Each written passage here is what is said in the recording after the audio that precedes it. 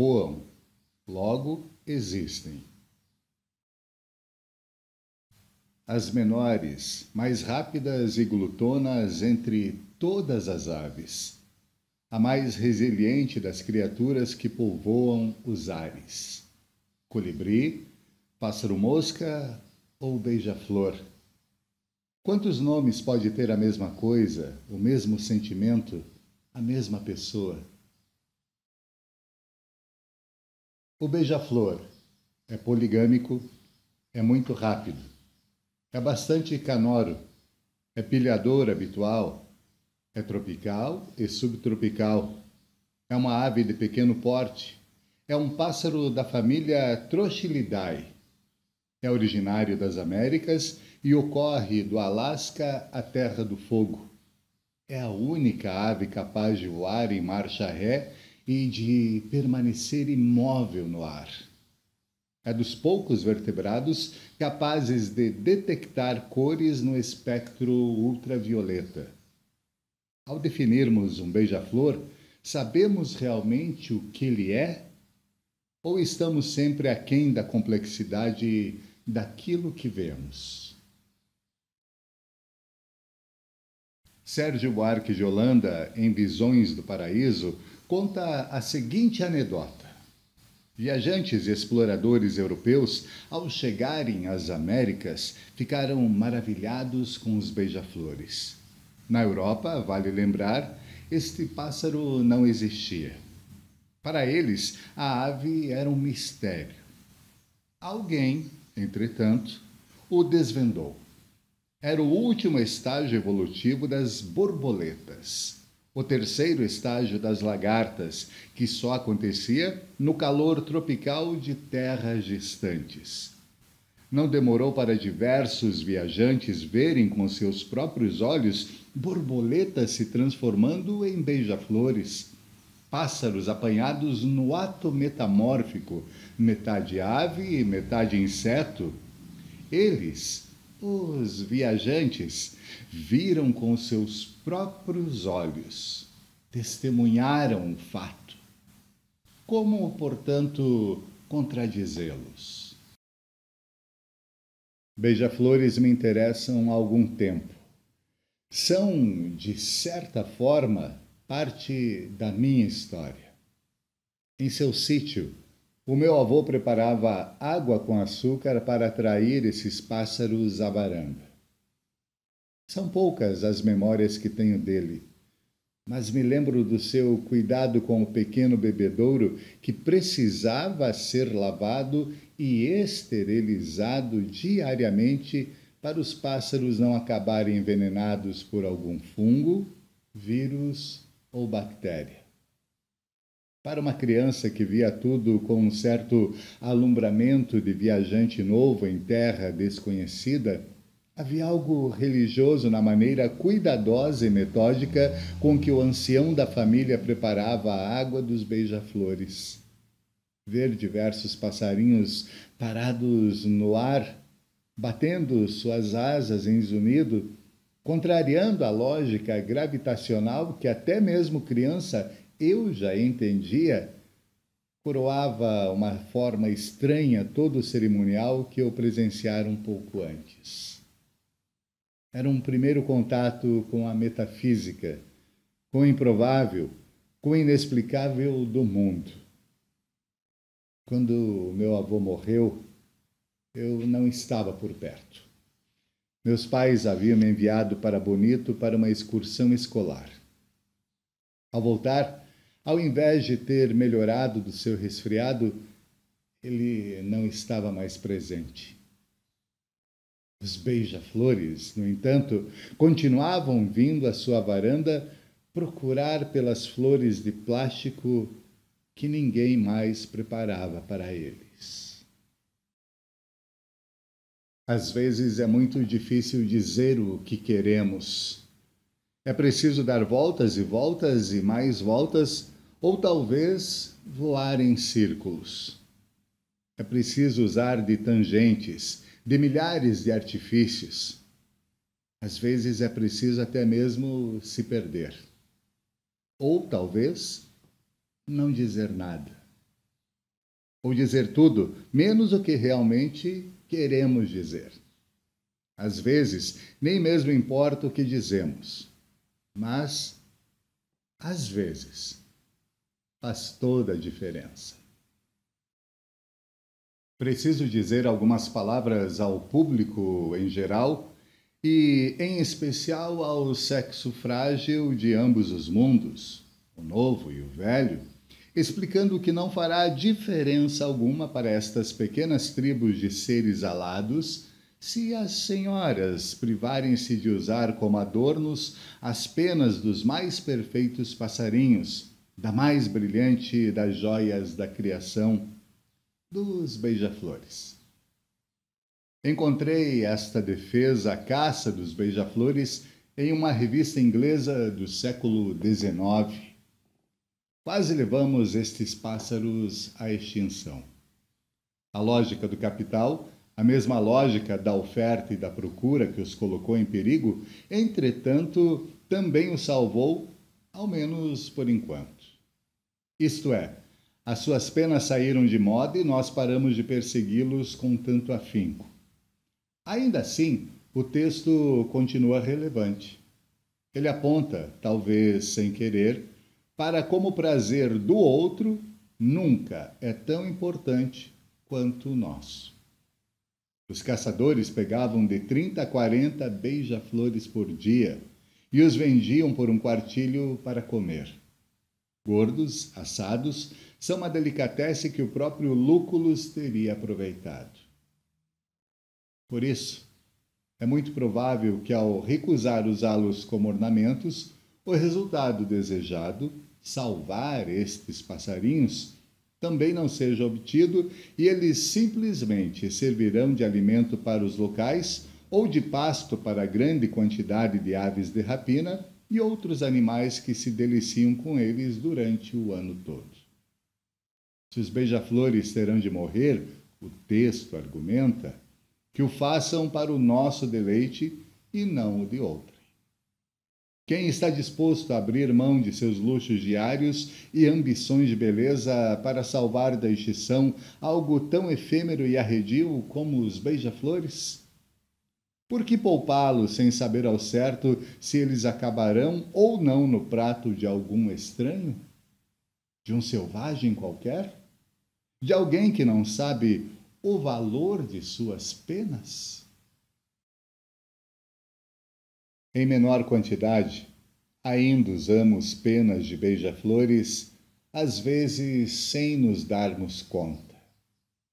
Elas estão em pequenos artesanatos, em brincos e colares comprados em férias na Amazônia, comprados de pequenos caixeiros viajantes ou mesmo de hippies anacrônicos na Avenida Paulista. Mas devemos nos culpar por um mal que fazemos sem perceber? Um cartaz do Ibama nos alertando para o consumo de artesanatos e o perigo que este traz aos pequenos beija-flores, pergunta: qual o preço da sua vaidade? Ambicioso, eu quis ver o mundo. Quis ler em muitas línguas. Quis viajar e ir atrás de outras experiências. Pressupõe-se, assim, que as experiências de onde eu estava não me bastavam. A minha avó, toda vez que eu lhe telefonava, perguntava de onde eu falava, de qual país, de qual cidade, de qual bairro de São Paulo. Ela nunca se lembrava do último destino do seu neto. Era um sinal de que já estava com Alzheimer ou de que talvez eu viajasse demais. De qualquer forma, para ela o que importava era o fato de eu não estar onde ela estava.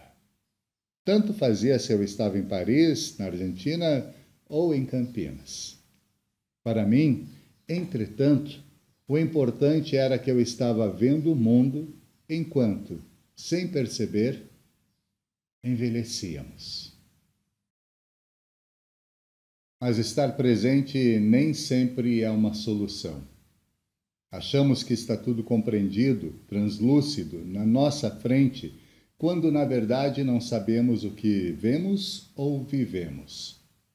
Seria, portanto, a distância um mal necessário? Comparemos, a título de exemplo, os viajantes de Sérgio Buarque de Holanda com o rinoceronte de Albrecht Dürer. Se, ao verem os beija-flores, os viajantes mencionados pelo historiador juraram ver insetos se transformarem em passarinhos, o pintor alemão desenhou rinocerontes de grande perfeição sem os ter visto. Tudo a partir de uma descrição que lera no jornal. Rinocerontes, assim como beija-flores, não existiam na Europa.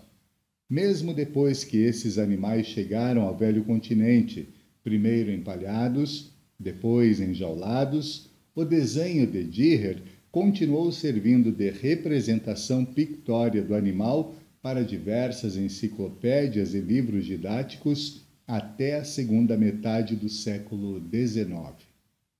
Se Dürer tivesse ido à África, talvez nunca tivesse desenhado seu rinoceronte, encantado com a grandeza da paisagem que encontraria.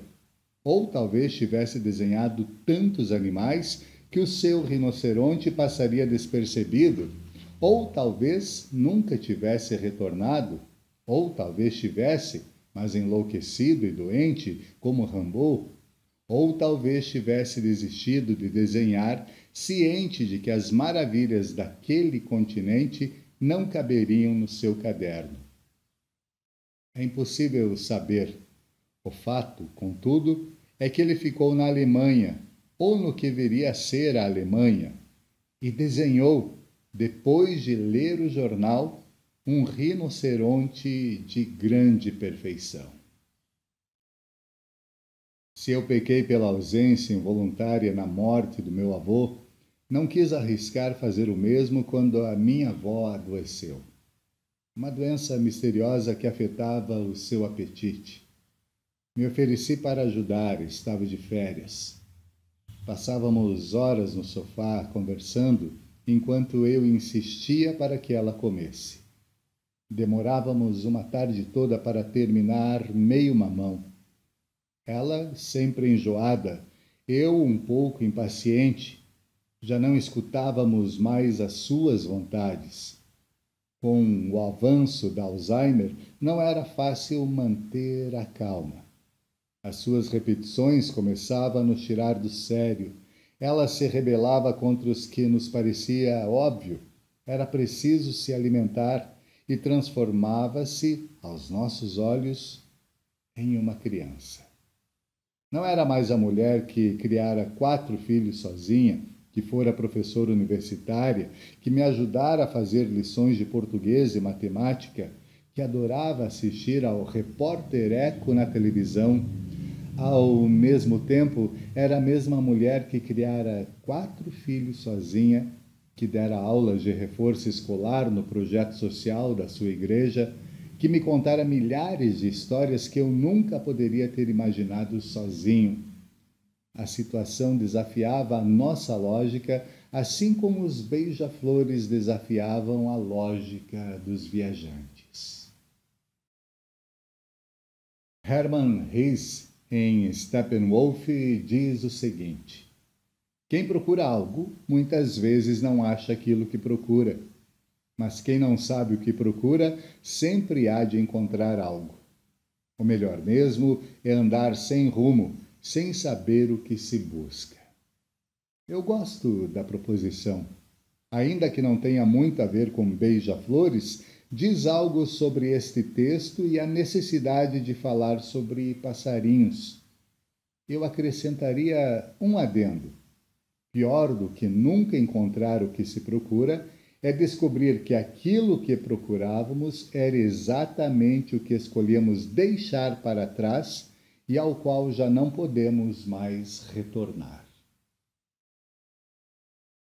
Nas bases de dados acadêmicas, há milhares de artigos científicos sobre beija-flores.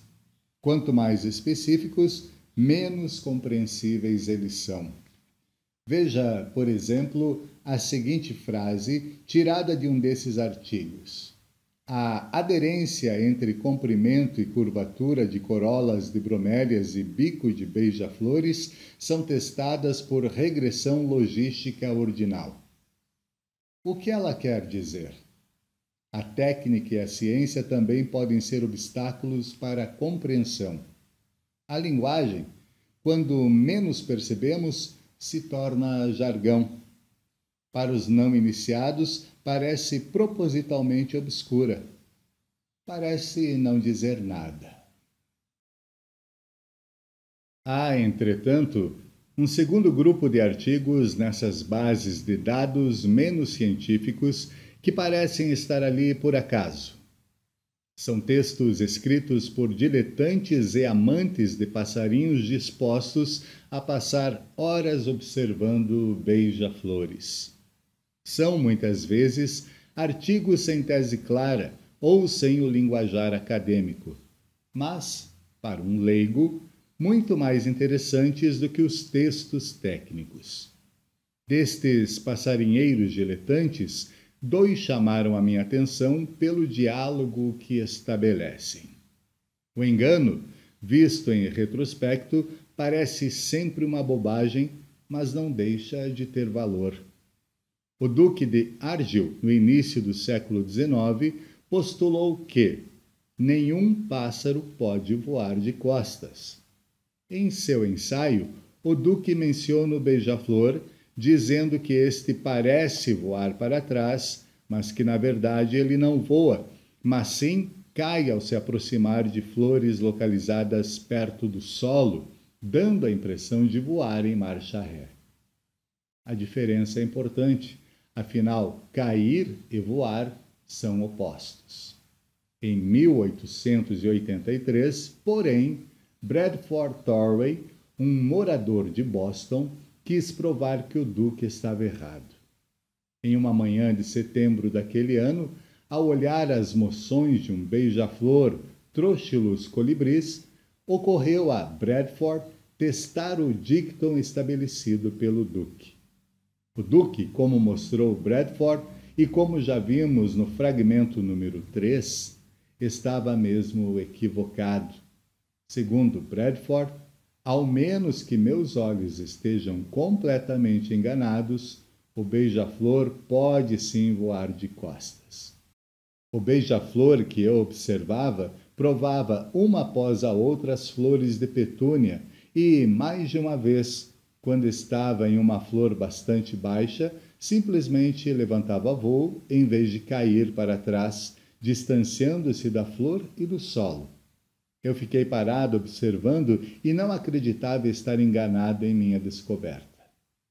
Bradford não foi o primeiro a mostrar o engano do Duque e, talvez por isso, não obteve fama ou repercussão no meio científico. Podemos presumir, então, que o melhor daquela manhã não foi a descoberta em si, mas o prazer de tê-la feito, somado ao prazer de ir observar passarinhos em um sábado de outono. A história de Bradford me faz pensar que às vezes o mais importante é fazer perguntas, independentemente de encontrarmos ou não respostas, independentemente de termos como respondê-las ou não. Perguntas, aliás, desdobram-se com maior facilidade do que respostas, mostrando-se um campo fértil para a literatura. Arrisquemos, assim, fazer algumas perguntas. Como será a percepção do tempo para os beija-flores batendo asas milhões de vezes por minuto? E para um menino de 20 anos e uma avó de 84? Ou ainda, o tempo é o mesmo para quem viaja e para quem fica? Uma manhã de sol passada com alguém que admiramos é só uma manhã de sol ou sua lembrança vale por muitos outros dias? O enjoo da minha avó era câncer no estômago. Não adiantava insistirmos para que ela comesse. Enquanto fazia a quimioterapia, alimentava-se por soro intravenoso. Parecia besteira, mas o soro me lembrava o bebedouro dos beija-flores, pendurados não mais em uma varanda, mas ao lado da cama da minha avó. No hospital, o que mais me impressionou foi como ela se assustava toda vez que acordava de um pequeno cochilo. Não se lembrava quem havia colocado aquelas agulhas em seus pulsos, não se lembrava porque estava no hospital. Era preciso sempre alguém ao seu lado para acalmá-la, dizendo que tudo acabaria bem, dizendo que logo ela estaria mais forte e poderia voltar para casa. Para os astecas, beija-flores eram deuses. Huitzilopochtli, o deus da guerra, o beija-flor azul, o deus do estado e da destruição. Por acaso, em uma conferência internacional de latino-americanistas, conheci uma antropóloga que estudava beija-flores nas culturas andinas. Ela me contou que, para alguns desses povos, além de serem deuses da guerra e da destruição, beija-flores também eram elemento de cura, pois era com o bater de suas asas que esses povos tratavam a arritmia cardíaca. Trocamos contatos e seguimos para nossas próprias apresentações. Quando escrevi para ela dizendo que estava muito interessado em beija-flores e gostaria de saber mais sobre a sua pesquisa e os significados desses pássaros nas culturas andinas, ela não retornou o meu e-mail. Talvez tenha ficado com a impressão de que eu quisesse roubar o seu tema de pesquisa, ou talvez nunca tenha recebido a minha mensagem, que acabou perdida no meio de outros e-mails e spams. Hoje ela é professora em uma importante universidade norte-americana e eu sigo seu trabalho à distância em revistas acadêmicas e em aulas no YouTube. Literatura não vai nos salvar, muito menos beija-flores. Continuaremos desconfiados um dos outros, defendendo nossos próprios interesses. Por que, então, continuar escrevendo? Será que somos canoras e não sabemos ficar em silêncio?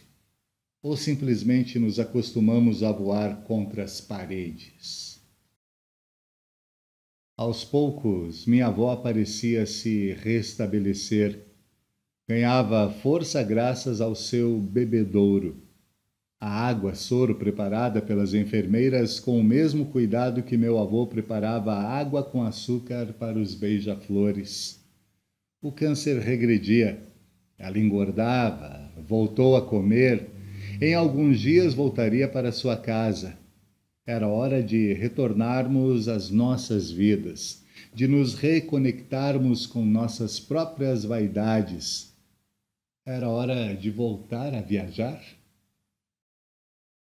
Alguns dias em um aeroporto, abri um romance para ler e me deparei com a seguinte cena logo nas primeiras páginas. Ele se debateu contra a tampa e as paredes de plástico à sombra de Virgílio, que, satisfeito, retapava o liquidificador. O pássaro nunca poderia ter imaginado. As flores eram de plástico, a água adoçada artificialmente, a sombra, armadilha. Seu mundo inteiro o traiu. Era natural que ele caísse. Desabou. As lâminas emudeceram por um instante. Quando a força de seu giro afinal venceu a resistência, jogaram contra a parede de plástico uma pasta grossa e molhada vermelho escura. Todos, até os beija-flores, podem se enganar. Eu estava na Bolívia, terra andina, onde beija-flores simbolizam cura, mas também destruição. Quando minha mãe me escreveu uma mensagem de texto porque não conseguiu me telefonar, faltou sinal, faltaram palavras. A sua avó nos deixou enquanto ela dormia. Foi-se, num suspiro, como um passarinho. O que mais importa é que foi amada. O resto não estava sob o nosso controle. Nos últimos dias, minha avó melhorara, voltara para sua casa e só então nos deixou quando não estávamos mais preparados. Em um artigo de jornal, o escritor José de Alencar fala da oportunidade que seus predecessores haviam perdido ao ignorar a beleza daquilo que estava ao seu alcance para buscar inspiração em terras e tradições distantes. O exemplo dado pelo escritor cearense é o do beija-flor, ave então bastante comum no Rio de Janeiro, mas que ele considerava altamente poética. Em suas pesquisas sobre o passarinho, Alencar descobrira que, para alguns povos originários, os beija-flores eram os responsáveis por resgatar nossos espíritos depois da morte, nos ajudando a completar a travessia para o outro lado, para o mundo dos espíritos. Eram mesmo aves poéticas, voando de flor em flor, e ele as colocou em grande quantidade nos seus romances. Acabada a vida, não viramos estrela, como disse outro romancista, mas nos escondemos na flor mais próxima, esperando um beija-flor para nos recolocar em movimento com um beijo, para nos ajudar a encerrar um ciclo, dando início a outro. Ele nos leva para além, nos resgata, às vezes nos colocando em um ensaio como este, às vezes nos revivendo em uma lembrança que vale por muitas manhãs.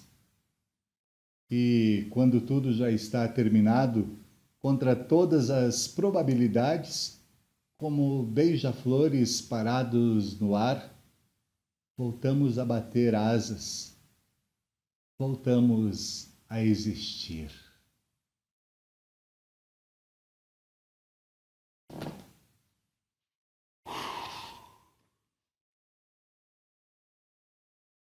O Tempo dos Beija-Flores.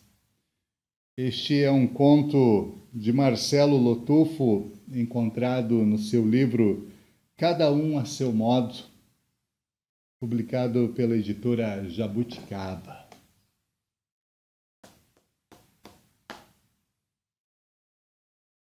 Vale muito a pena ler.